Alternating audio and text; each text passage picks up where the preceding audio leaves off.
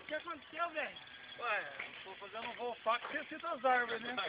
Ai, Eu entrei na árvore, eu tava fazendo voo faca e entrei na árvore. Na hora que eu vi, eu tava em cima da árvore já. Tava de faca assim, ele foi, chegou perto da árvore, bah!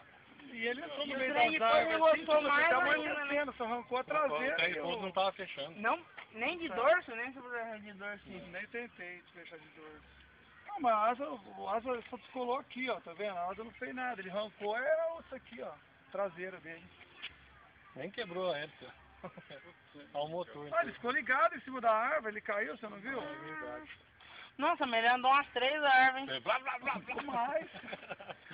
Olha, eu tava de lado, eu vim fazer um voo que eu ia fazer, eu ia abrir pra fechar. Na hora que eu vi a árvore, É.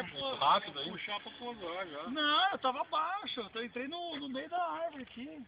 Eu tava assim de lado. Assim, Você devia ter decolado e ter andado pra cá pra voar. então, mas eu vim pra cá, eu dei um rasante aqui, eu fiquei Não tem preocupado com a turma noção. ali, Aqui velho. não tem noção, você não tem noção de espaço. Eu desço lá. Vou pra frente, eu vou ir pra trás e esqueci da árvore. É, esse aqui arruma até mais zero que...